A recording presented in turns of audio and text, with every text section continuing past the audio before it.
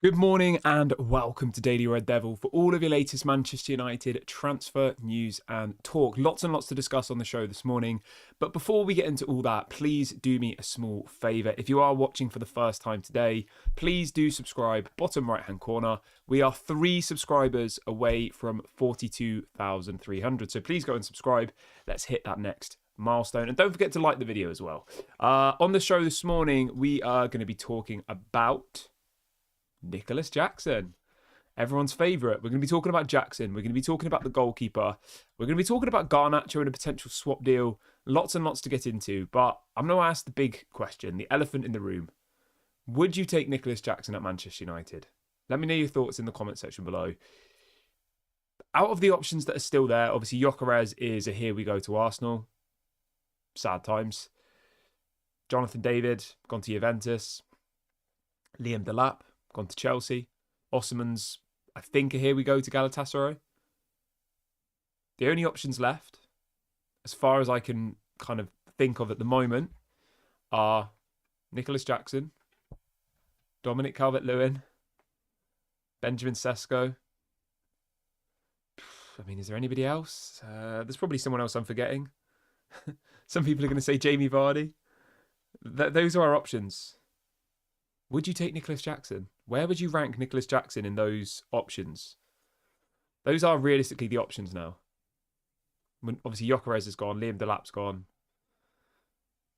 Our first, second and third options have now moved to other clubs. So, yeah, I mean, I'd be very interested to get your opinion on this, everyone. Please do let me know in the comment section. Would you take Nicholas Jackson? Let me know. I would say this, right? If at the beginning of the window you told me that Nicholas Jackson was going to be our new striker, I would have laughed. I would have said, not a chance. No way. No way would we go for Nicholas Jackson when there was Gyökeres, Osman, Liam Delap, all of these amazing players available. We're now, 2 weeks away from the start of the Premier League, or 3 weeks? The pre-season tour's already started. The players flew, I think, this morning to America. Yeah, the first game is on the 17th of August, which is 1, 2, 3. Wow. The first game of the Premier League season is 3 weeks on Sunday. I think the first actual game is 3 weeks this Friday, but Man United don't play till the Sunday. So literally 3 weeks from now, the Premier League season will be starting. That's mad, isn't it? That's really, really crazy. It's come around so quickly. 3 weeks will fly by as well. But would I take Nicholas Jackson? I don't know. I mean, the thing that I'll keep coming back to is this. He's not going to be cheap, right? So the other option as well, obviously, is Ollie Watkins. Sorry, I forgot about Ollie Watkins. Yeah, I mean, he's not going to be cheap, is he, Nicholas Jackson? Apparently Chelsea are asking for about 50 to 60 million, which seems mental when Gyökeres was available for that much. Liam Delap was available for 30. Osman was available for 60. So I don't really understand the logic of waiting all window to then spend 50 or 60 million on Nicholas Jackson. It just doesn't make sense. Benjamin Sesko, I get. Obviously, all the other top clubs have got their strikers now. Ekitike's going to Liverpool, etc., etc. So I understand the logic with Benjamin Sesko.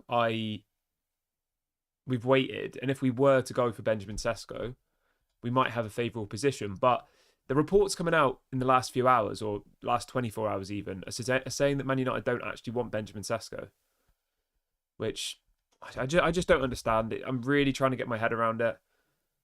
This is the bit that's really confusing me. It's like, why would you go for Nicholas Jackson when there's Benjamin Sesko, Ollie Watkins, and Vlahovic is also available, actually. I forgot about Vlahovic. That's the bit that doesn't make sense. But let's bring you the news story. So the first bit of news is from Fabrizio Romano, and he is reporting this morning that Nicholas Jackson is open to joining Manchester United even without Champions League football. He says that Jackson has been offered as one of the chances for United, and Chelsea have opened the doors to Manchester United. I bet they have. Of course they've opened the doors. Just like they opened the doors with Mason Mount. Sure, do Manchester United not learn?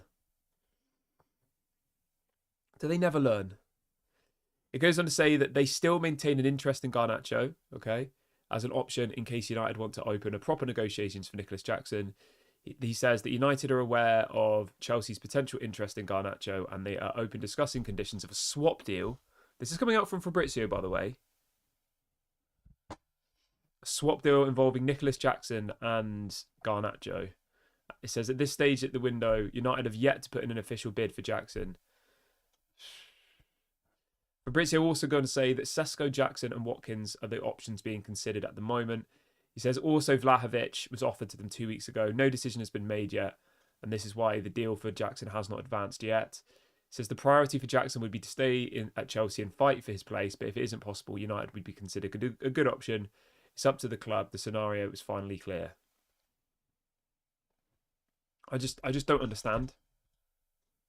It doesn't make sense to me. By the way, this is coming out from Fabrizio Romano as well. Okay, so this is like a tier 1 source reporting about Nicholas Jackson.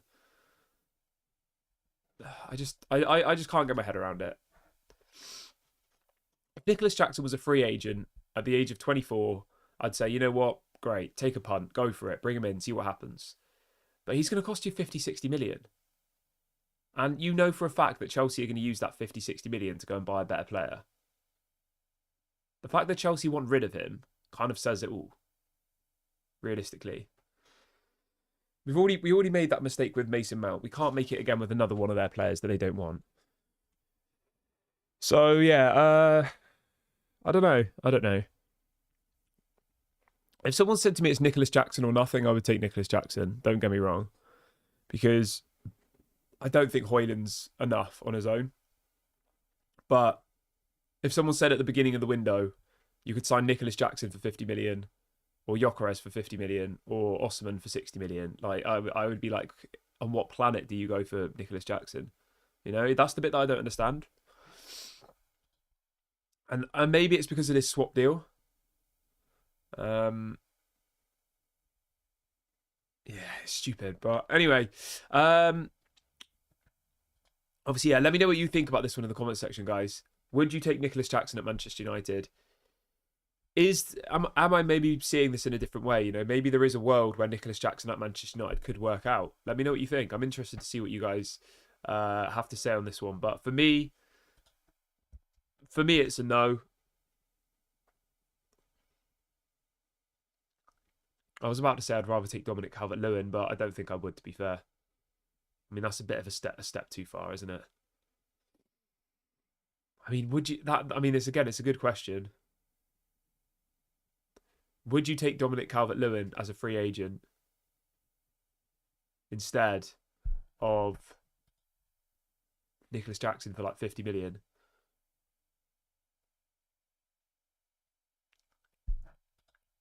What do you reckon? Let me know what you think. Would you take Dominic Calvert-Lewin instead of Nicholas Jackson for free? I don't know. I mean, we're literally just shopping in the bargain aisle now, aren't we? So let's have a little look at the results of the poll. 87% of people watching the video said they would not take Nicholas Jackson. 13% said they would. Fair enough. Nigel says we should spend the money on Watkins. Yeah. The thing is, though, looking at it from Ineos's perspective, right? Ineos have this obsession with young players, don't they? And Ollie Watkins is 30, I think, in like a month or so. Nicholas Jackson has only just turned 24. So from an age perspective, like, I kind of get it. By the way, I'm not saying we should sign him. I'm just trying to understand why they've, made this decision or are thinking of making this decision. Like, from an age perspective, I do somewhat understand. But, yeah, I don't know. It just doesn't sit very well, realistically, with me. At all. Maybe that's me being over the top. Maybe that's me being dramatic. Maybe I'm not seeing it in the right way. Maybe Nicholas Jackson comes to Manchester United and he's, a breath of fresh air and incredible, but I just don't see it. I just don't see it at all, to be honest. But as always, guys, I'd love to get your thoughts on this one. Would you like to see Nicholas Jackson at Manchester United? Get in the comment section right now. Let me know how you are feeling about this topic. Obviously, it's an extremely controversial topic. There's no right or wrong answer here. I mean, everyone's going to say the right answer is don't sign Nicholas Jackson, but yeah, I'm interested to see what you all have to say about this. I mean, the results of the poll are pretty staggering. Literally, it's almost 100% of people are saying that they wouldn't sign Nicholas Jackson, which kind of sums it up, doesn't it? But yeah, for me,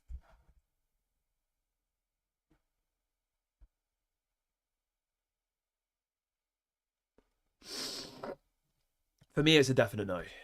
Definite no.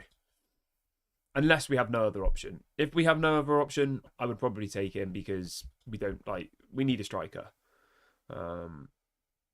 So yeah, I don't know. But you can let me know your thoughts on this one, obviously, in the comment section. Right, let's see what people are saying today. Everyone's saying Benjamin Sesko. Yeah, I mean, Benjamin Sesko seems like the obvious option now, doesn't it? He's the right age. He's very well liked by Christopher Vivell, who's our head of recruitment. Obviously, Christopher Vivell worked in the Bundesliga, didn't he, for a long time for the Leipzig group, for the Red Bull group, sorry. So, yeah, for me, Benjamin Sesko is the obvious option. But Manchester United don't always go for the obvious options, do they? They sometimes go for the plan A. Plan A goes out the window and they end up going for like plan C, plan D. Why? We'll never know. But yeah, that's how Manchester United work. They like to do strange things that none of us seem to understand. So yeah, for me, Benjamin Sesko has to be the player we go for. Whether or not we will or not, time will only tell. But yeah, I hope and pray that we bring in Benjamin Sesko because I think he'd be an absolutely world-class signing for Manchester United. I think he would completely transform our team. And I think, yeah, I think he'd be absolutely amazing, to be honest. So, yeah, but obviously let me know. Who should Manchester United go for? Let me know in the comment section of the video. Let me see what else we have this morning. Right, let's move on from there. Let's talk about the goalkeeper. This is a little bit more positive, I guess. So the latest on the goalkeeper situation this morning. This is coming out from, I think this is coming out from Fabrizio as well. Let me just triple check. Yes, no, sorry, this is coming out from somebody else.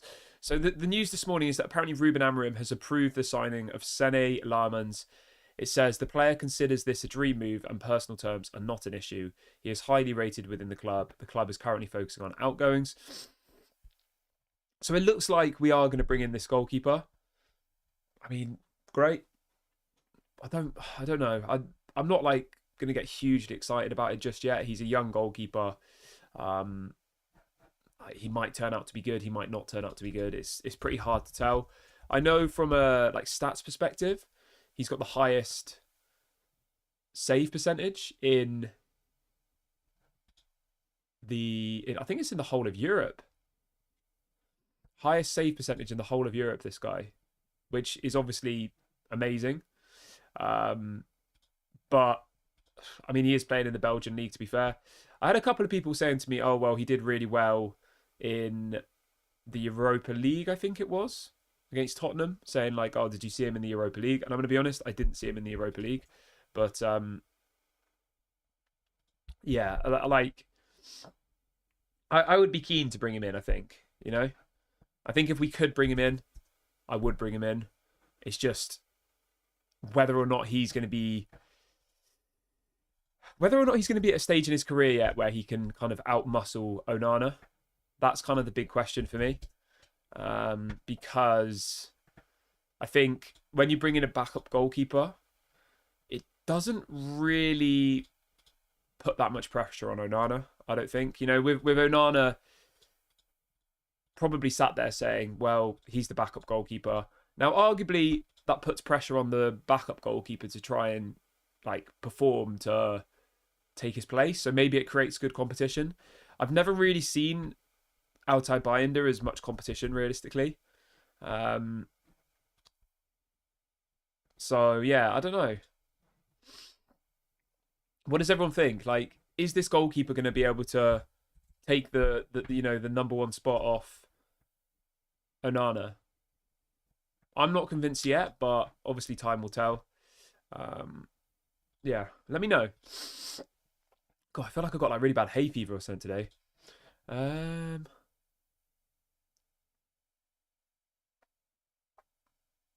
Somebody, Al says in the chat, thank God we're going for Lamans and not 32-year-old Emi Martinez. Oh, the sneezer's coming. Yeah, I think the hay fever is like really bad here in England at the moment. Yeah, so it's not one to get massively excited about, in my opinion. It's a backup goalkeeper. Maybe he turns out to be good. Maybe he doesn't. Like I said, I'm not convinced that he's going to outmuscle Onana immediately, but he might do over time. So yeah, it's definitely one to keep an eye on. Uh, so yeah, we'll see how that one progresses. Someone says, Fred says, have we got a buyer for Onana? I mean, realistically, mate, the only people who are going to take Onana at this stage is probably going to be Saudi. Realistically, I can't see I can't see anybody else taking Onana. Unfortunately, mate, I think it's going to be Saudi. There was some links to Monaco, wasn't there, at the beginning of the window? Um, but yeah, I don't think there's going to be a whole queue of clubs lining up to bring Onana in. I mean, I might be wrong. Hopefully, I'm wrong. Hopefully lots of top clubs want to sign Onana, but do we really think that's going to happen? No, is my short answer. So, as unfortunate as that is, we've signed a goalkeeper. He's digressed. He's got worse. He's gone backwards. And now we're in a situation where 99% of the fan base have agreed that he's not good enough. But there's not really anything we can do about it. We can't sell him because no one wants to buy him. We can't loan him out because that would just be stupid. I mean, what do we do? I personally would have just brought in a number one goalkeeper and just like pushed him out of the team. But I mean, maybe that's easier said than done, you know? I don't think it's as easy to just go, right, Onana, you're out, goodbye. I don't think like you can really do that. I mean, top clubs do that, but Manchester United don't seem to have the capabilities to do that. Whether they don't want to pay the wages, whether they... I don't know. I don't know why Manchester United operate the way they do in some ways, but yeah, like you can't really have Onana and Emi Martinez both in the team. Like, would that work? People always say, "Oh, well, Arsenal did it," but let's be honest, Ramsdale is not on the level of Onana or Emi Martinez. You know, like I'm not saying quality wise, I'm saying like status wise. You know, Onana is a well known goalkeeper. Emi Martinez is a World Cup winning goalkeeper. It's not comparable comparing Ramsdale situation at Arsenal. I don't think, to be honest. You know, where even is Ramsdale playing now? I genuinely don't even know. Is he still even in the Premier League? Let's have a look.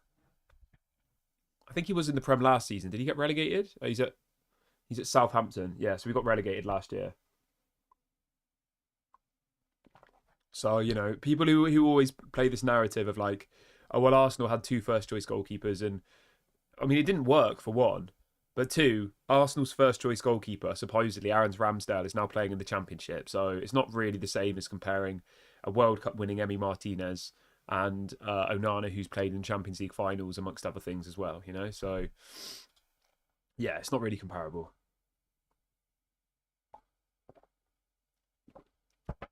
So yeah, we'll see what happens with Onana. I don't think he's going anywhere personally. He seems very comfortable. You know, there's videos of him. He's gone off on the pre-season tour. Obviously, Brian Mbumo's just joined, fellow Cameroonian international. He's there. He's laughing. He's joking. He's smiling. Like, he's not going to get anything better, realistically, I don't think.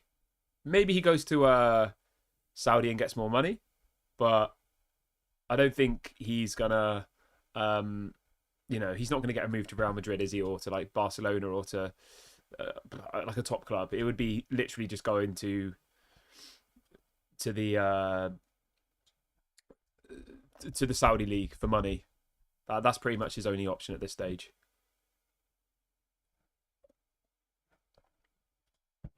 Hopefully, I'm wrong though. Hopefully, in like a couple of weeks' time, we get a news story coming out saying that Onana is going to leave and somebody wants him, and I just don't see it personally. But obviously, we'll wait and see what happens. But anyway, I'm going to wrap the video up here, guys. Feels like a good point to end today's video. Thank you so much to everyone who has watched. I hope you've all enjoyed this episode. If you could do me a favor before you leave today, make sure to subscribe to the channel if you're new. Like the video as well, and I'll be back tomorrow morning. Obviously, if anything breaks during the day, I will go live as always. So yeah, make sure that notification bell is on, and I'll speak to you all tomorrow. Have a great day, everybody. Bye for now.